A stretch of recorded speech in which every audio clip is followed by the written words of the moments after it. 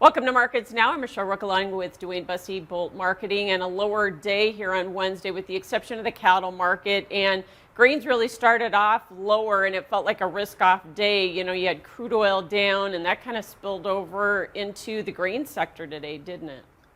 Yeah, it did. And we had, the equity markets were down hard yesterday afternoon as well. So I think that spilled over into our night trade and then the day trade today, led by wheat being lower, a little bit better rains in the southern plains than maybe anticipated. And we're getting closer to some of that wheat breaking dormancy here, and a warmer 8 to 14 day forecast for the southern plains. Maybe just put a little bit more pressure on that Kansas City wheat market today. Yeah, is the wheat market also trading maybe some of these geopolitical headlines, or is the market kind of already factoring in the idea that we'll probably see an extension of the grain corridor in the Black Sea, or what? I think so, a little bit. Now, I mean, we didn't get a huge rally based off of, thinking that Ukraine, the Black Sea corridor would be shut down. So I don't know how much we have to take off of it. But I think you're right. More talk overnight and yesterday that Russia may allow some sort of extension there. I mean, they're going to want that corridor open up for their own exports anyway. So Ukraine is asking for a 1-year extension. And I think eventually they'll get it. But we might pop tomorrow, Michelle, because Russia may say absolutely not without the sanctions the West is putting on us. So it'll be a back and forth story, I'm sure, yet. Yeah, but Russia has as much to gain as Ukraine with that deal, that's for sure. All right, so a big day on Tuesday up in the soybean market, but we set back today. How much of that was just profit taking because we couldn't take out last week's highs? I think a whole lot of it, Michelle. I think that's it. We got to remember with these markets, if you run up to resistance and can't make new highs, bulls basically lose control of that individual market, and then the bears step in. And I think that's what you had a case of today. And now remember, too, we gapped higher with that holiday over the weekend. All eyes to me are on getting down and filling that gap in soybeans. So I think that's probably what's going to happen the next couple of days. Yeah, that 1554 in the March, I guess that's going to hold here for today anyways. So the meal market is also basically put a reversal in, a weekly reversal last week. Now, those have been negated before, but do you think it's likely this one may hold?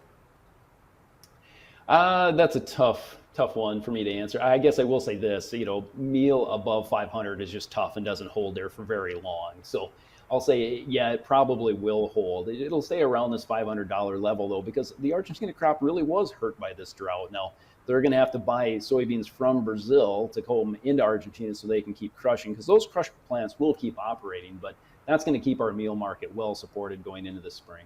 Yeah.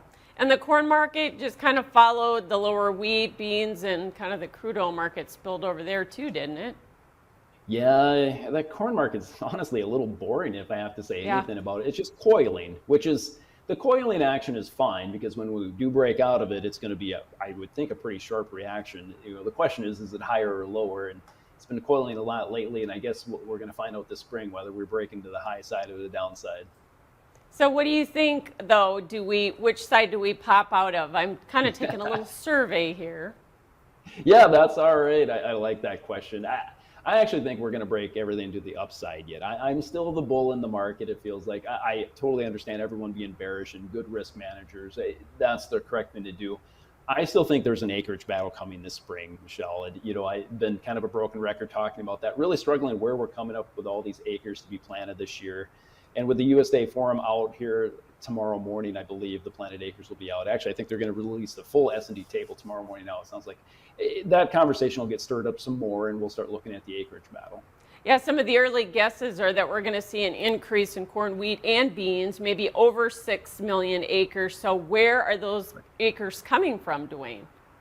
Well, that's been my question, hasn't it? I've really questioned where we're coming from. And I guess the answer is all from prevent plant. We had, 6.4 million acres of prevent plant last year. But to gain like a 4.2 million from that is a tall question or a tall task, especially when I look at my window right now and see a blizzard going on. It doesn't feel like we're anywhere close to planting.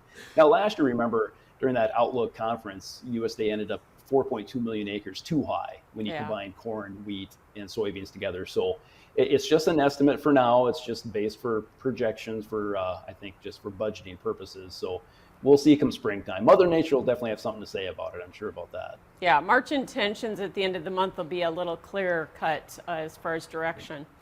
So the cattle market, more new contract highs here today in live cattle, at least in the back months like June on back. Of course, Yesterday we were higher with the implosion in the stock market, but all the fundamentals right now look very, very bullish. So can we keep going, or do markets top when the market or when the news gets the best? Well, yeah, you're right. Markets do top when the news is the best, but I don't think we're quite there yet. I think this market does continue to go. Yeah, it kind of felt like we were going to set back, maybe correct the overbought condition today, and then we just couldn't do that. Nobody wants to sell this market here either. So, I think this is just a pause.